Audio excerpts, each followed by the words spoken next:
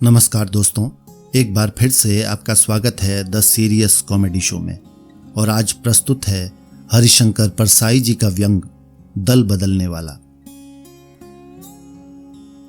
कभी ऐसा मौसम आता है कि पतंगे न जाने कहां से उठकर मंडराने लगते हैं। कभी ऐसा मौसम आता है कि न जाने कितनी परतों के नीचे दबा ईमान सहसा सिर तान कर खड़ा हो जाता है। मौसम की बात है, पतंगा और ईमान एक से भिन्नाने लगते हैं। पिछले 20 सालों में इस साल मार्च से मौसम ऐसा हो गया है कि जहां कुछ नहीं था वहां से ईमान उठकर मंडराने लगा। जहां मिट्टी थी वहां आत्मा पैदा होकर बिलबिलाने लगी। ऋतु विशेषज्ञों की राय है कि इस बार आम चुनाव के कारण ऐसा मौसम आया है। जब तक दूसरा चुनाव न हो जाए यही मौसम चलता रहेगा और ईमान तथा आत्मा इसी तरह हरकत करते रहेंगे। उस दिन मेरे गांव के ही एक निवासी हरचरण ने मुझे बताया कि उसकी आत्मा से भी पुकार उठने लगी है। हरचरण दूसरी बार कांग्रेस टिकट पर विधायक हो गया है। बोला, भैया कांग्रेस छोड़ने का एक अच्छा वक्तव्य लिख दो। मैंने पूछा, तुम कांग्रेस क्यों छोड़ रहे हो? उसने कहा, मेरी आत्मा से ऐसी ही पुकार उठ रही है। कांग्रेस पूज्य बापू के सिद्धांतों की हत्या कर रही है। कांग्रेस प्रजातंत्र की रक्षा नहीं कर सकती। मैं सिद्धांतवादी आदमी हूं, तुम तो जानते हो। मैं सचमुच अचकचा गया। मुझे सपने में भी कल्पना नहीं थी कि कभी हरचरण के मुंह से आत्मा, सिद्धांत, प्रजातंत्र जैसे शब्द सुनूंगा। अभी न जाने कितने बुरे दिन देखने हैं। मैंने पूछा, क्यों हरचरण, तेरी आत्मा कब बोल पड़ी? पहले तो गूंगी थी, कुछ इलाज करवाया है क्या? उसने कहा, भैया मैं परसों मुख्यमंत्री के पास गया था और कहा, कांग्रेस के सिद्धांतों की हत्या हो रही है, मैं ये बर्दाश्त नहीं कर सकता। उन्होंने कहा, अभी तक जैसे बर्दाश्त करते रहे वैसे ही आगे भी कर लो। मैंने कहा, अब आगे बर्दाश्त नहीं होगी। मेरे साथ मेरी बिरादरी के 6 विधायक भी यही सोचते हैं कि सिद्धांतों की हत्या ज्यादा होने लगी है। मुख्यमंत्री ने कहा, अगर तुम अकेले कहते कि सिद्धांतों की हत्या हो रही है तो मैं विश्वास ना भी करता, पर तुम्हारे साथ 6 विधायक और यही बात कहते हैं तो मुझे विश्वास करना ही पड़ेगा। सिद्धांतों की रक्षा मैं भी करना चाहता हूं। आओ हम तुम मिलकर सिद्धांतों की रक्षा कर लें। मैं तुम्हें संसदीय सदस्य बना देता हूं। क्या इससे आपके सिद्धांतों की रक्षा हो जाएगी? मैंने कहा, नहीं साहब, इतने बड़े सिद्धांतों की रक्षा इतने छोटे पद से कैसे हो सकती है? कम से कम डिप्टी मिनिस्टर बनाइए, तब रक्षा होगी। मुख्यमंत्री ने कहा, अभी वो स्टेज नहीं आई है कि जब सिद्धांतों की रक्षा के लिए तुम्हें मंत्रिमंडल में लेना पड़े। बस भैया, जो ही मैं उनके बंगले से बाहर निकला मेरी आत्मा बोलने लगी। मैंने पूछा, खूब जोर से और साफ बोल रही थी? वो बोला, हाँ भैया, बहुत जोर से बोल रही थी। आसपास के लोग सुनकर पूछते थे, इतनी अच्छी बातें कौन बोल रहा है? मैं बताता कि गांधी जी के इस छोटे से सेवक की आत्मा बोल रही है। मैंने पूछा, क्या बोल रही थी? वो बोला, कहती थी, हे मूर्ख हरचरण, तुझे 5 साल इस जगह बैठते हो गए पर तुझसे कुछ नहीं बना। उधर वो खुमान सिंह डिप्टी हो गया। तेरी सारी बिरादरी में बदनामी हो रही है। कांग्रेस तो मर चुकी, उससे प्रजातंत्र की रक्षा नहीं हो सकती। कांग्रेस में आज सारे सिद्धांतों की हत्या हो रही है। जो लोग तुझे डिप्टी नहीं बना सकते वे प्रजातंत्र की रक्षा कैसे कर सकते हैं? छोड़ इस कांग्रेस को। पिछले 2 दिनों से ऐसी आवाज मेरी आत्मा से उठ रही है और मैं बेचैन हूं। तुम एक अच्छा सा वक्तव्य लिख दो। मैंने कहा, हरचरण, तुम कहीं उतावली में तो कांग्रेस नहीं छोड़ रहे हो? कहीं ये संसदीय सचिव का पद भी हाथ से न छूट जाए। उसने समझाया, नहीं, मैंने बात कर ली है। विरोधी पक्ष मिलकर 10-15 दिनों में सरकार बना लेंगे। उन्होंने मुझे डिप्टी मिनिस्टर बनाने का वायदा कर लिया है।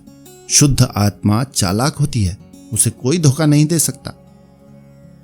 मैंने कहा, तो विरोधी दलों में तुम किस में शामिल हो रहे हो? उसने कहा, अभी किसी में नहीं भैया।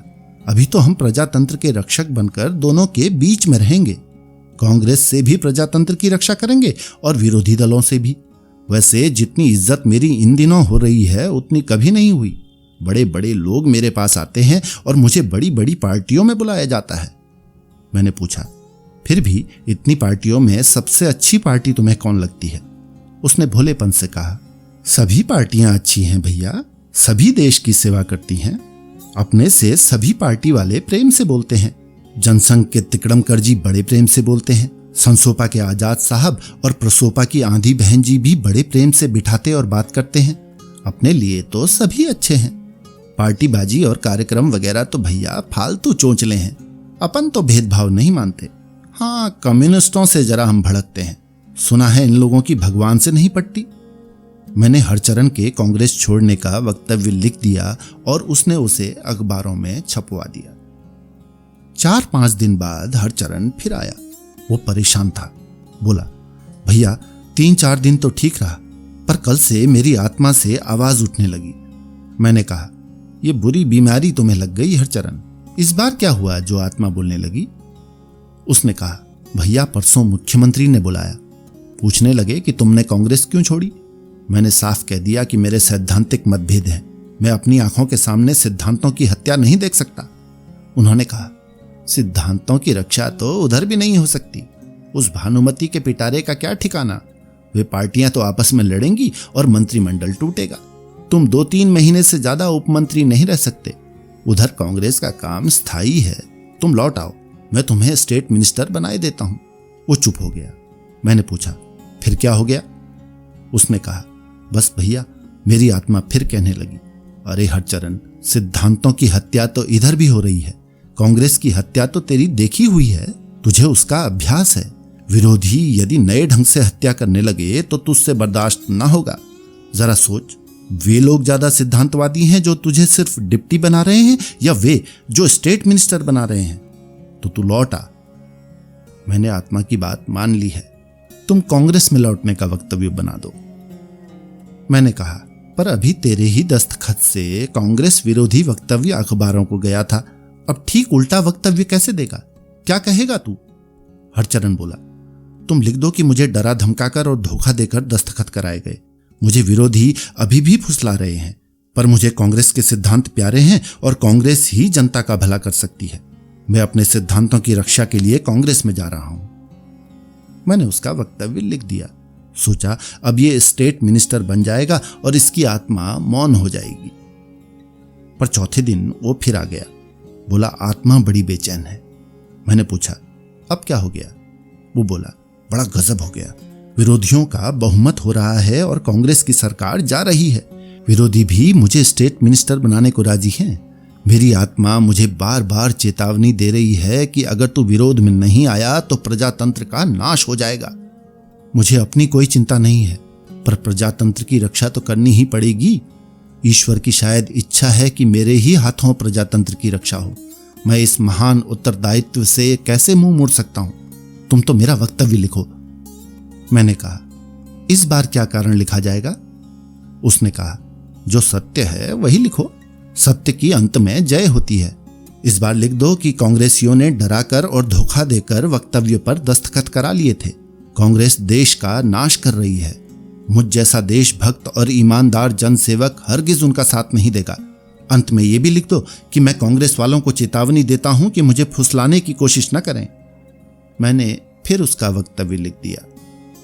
विधानसभा में शक्ति परीक्षण के जब 2 दिन बचे तब हरचरण फिर आया। इस बार उसका चेहरा पीला था। बोला, इस बार मेरी आत्मा बहुत कातर होकर कह रही है कि जिस कांग्रेस ने देश को आजादी दिलाई, जो कांग्रेस गांधी और नेहरू के पुण्य से सींची गई, उस कांग्रेस को मत छोड़। कांग्रेस ही देश का भला कर सकती है, वही प्रजातंत्र की रक्षा कर सकती है। मैंने पूछा, तेरी आत्मा इस बार किस कारण से बोल उठी? वो बोला, क्या बताऊं, गांजे के कारण। मैं चौंका। गांजे के कारण पश्चिम के नौजवानों की आत्मा बोलने लगी है। हरचरण की आत्मा भी क्या गांजे से बोलने लगी? मैंने कहा, क्या तुम गांजा पीने लगे? उसने कहा, नहीं, बात यह हुई कि परसों मेरे कमरे में किसी ने खिड़की से आधा किलो गांजा फेंक दिया। मैं दरवाजा खोलकर भीतर गया कि पुलिस आ गई। कल मुख्यमंत्री ने मुझसे कहा, अब ये तुम्हारा गांजे का मामला फंस गया है। क्या कहते हो, जेल में जाओगे या कांग्रेस में? लौटते हो तो केस उठवा देता हूं। भैया, मेरी अंतरात्मा रो रो कर कह रही है कि तू गांधी और नेहरू की पार्टी मत छोड़। कांग्रेस के सिद्धांतों से ही देश का भला होगा। मैंने पूछा, तुम्हें मंत्री बनाने का वादा किया है?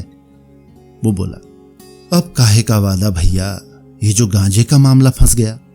मैं पदलोलुप नहीं हूं, मैं तो कांग्रेस के एक सिपाही की हैसियत से जनता की सेवा करना चाहता हूं। आज देश को निष्ठावान और ईमानदार कार्यकर्ता चाहिए। मैंने उसका आखिरी वक्तव्य लिख दिया। हरचरण गांजे के केस से डरता हुआ एक साधारण सिपाही की तरह देश की सेवा कर रहा है।